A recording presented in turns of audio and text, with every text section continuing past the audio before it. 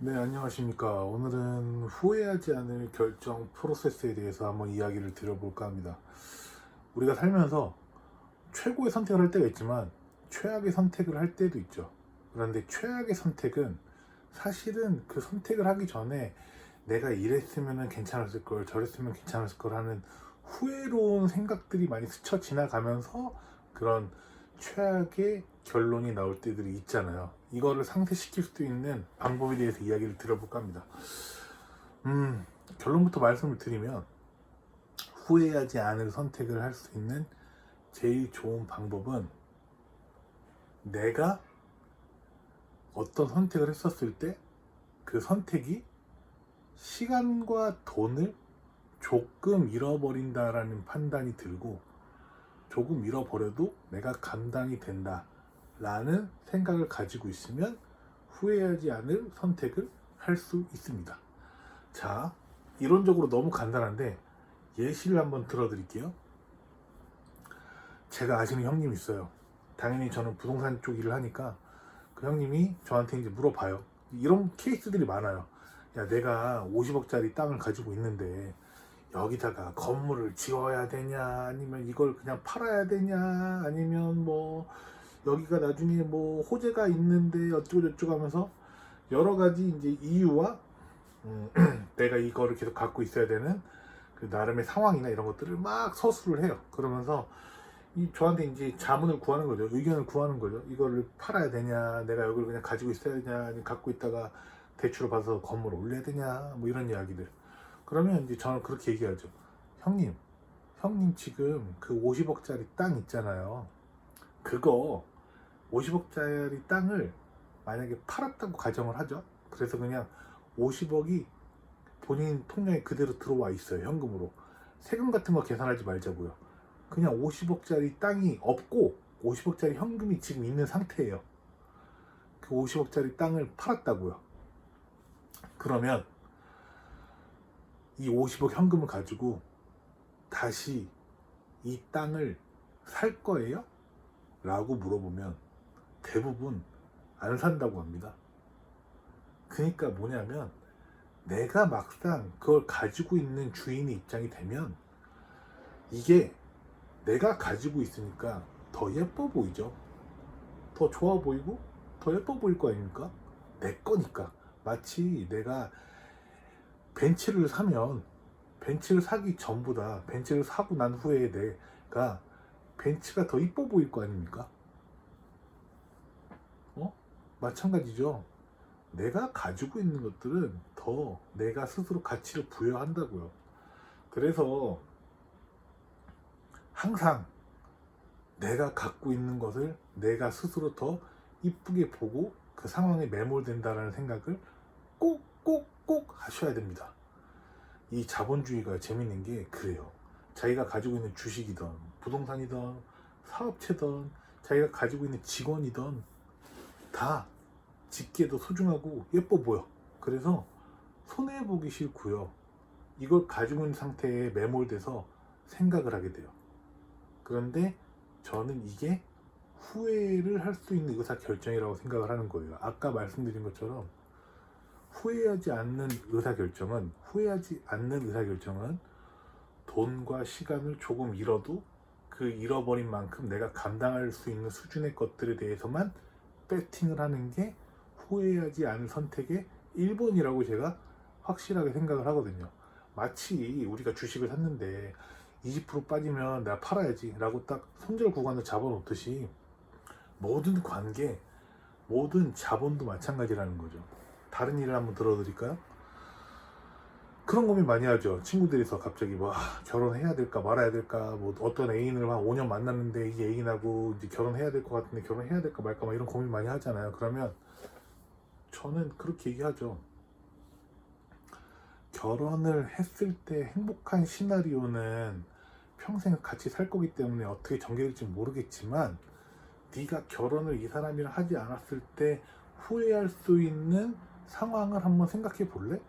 즉 네가 이 사람이랑 결혼을 안 했을 때 너한테 생기는 리스크하고 상대방이 가질 수 있는 리스크를 한번 생각해 봐. 혹은 네가 지금 애인도 없고 아무것도 없는 상태야. 그런데 다시 그 사람을 만나서 연애를 하고 결혼을 하는 게 그걸 네가 원하는 건지 한번 시뮬레이션 그려봐.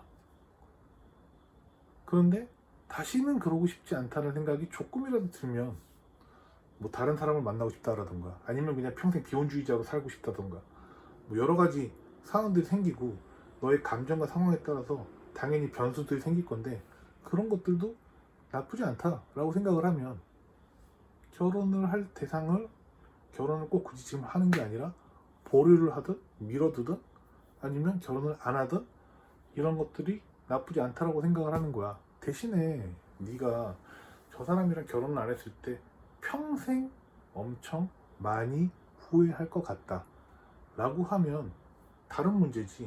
그러면 그 사람이랑 결혼을 해야 될 이유가 있을 수 있겠지. 아까 제가 말씀드린 것처럼요, 비슷한 거예요. 제가 시간과 돈을 잃어버렸을 때 감당할 수 있는 수준까지는 내가 결정하고 배팅할 수 있다. 그래야만 후회하지 않는 선택을 할 수 있다라고 얘기했잖아요. 아까 그 결혼을 해야 될지 말지에 대한 그 에피소드도 마찬가지인 거죠. 그 친구한테 그렇게 조언을 하는 거죠. 네가 이 사람을 잃어버렸을 때, 이 사람하고 결혼을 못했을 때 생기는 리스크가 너가 심정적으로 굉장히 평생을 살면서 큰 고통으로 작용을 하거나 어떤 헤어나지 못할 어떤 트라우마로까지 적용이 되거나 평생 후회할 것 같은 느낌이 강하게 들면 결혼을 해야 될 방향으로 생각을 한번 더 깊이 있게 해봐야 되는 게 맞다라고 이야기를 할 수 있는 것처럼요. 결국에는요, 그겁니다. 뭔가를 했을 때, 뭔가를 배팅했을 때 돈을 많이 벌고 사랑을 얻던, 우정을 얻던, 사업을 얻던지 간에요, 내가 얻을 수 있는 크기보다 내가 잃어버렸을 때 고통이 감당이 될 수 있는 고통만큼 배팅을 하는 게 후회하지 않는 선택의 1번인 겁니다. 일확천금을 벌고 정말 멋진 사람하고 결혼을 하건 정말 플렉스한 사업을 하던 내가 영업으로 돈을 많이 벌던 상방을 무한대로 설정하고 인생을 살아가는 것 너무나 좋은 태도죠. 너무나 강추합니다. 다만 전제, 오늘의 주제 뭐죠? 후회하지 않을 선택.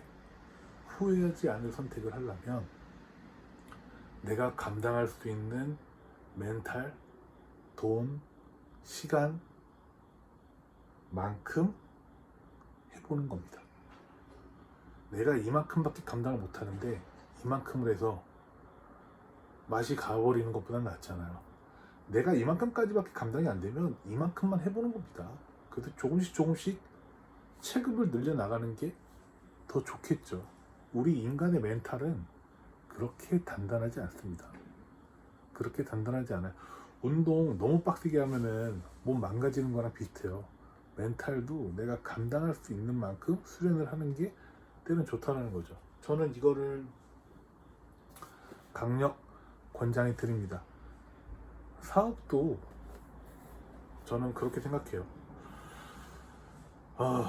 그래서 이런 거죠. 아까 말씀드린 것처럼 땅이 있어서 건물을 짓고 싶은 건지, 건물을 짓고 싶어서 땅을 사는 건지, 그죠?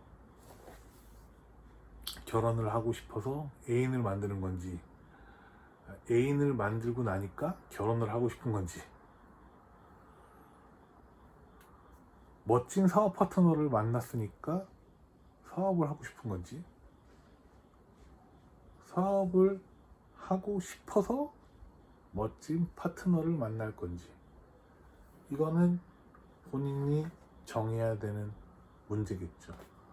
무엇이 더 우선순위로 둘 것인지에 따라서 인생은 변합니다. 그리고 이게 너무 중요합니다. 너무 중요합니다. 항상 탑다운으로 생각하셔야 돼요. 항상 위에서부터 설계를 잡고 생각을 해야 된다고. 이거는 저는 그렇습니다.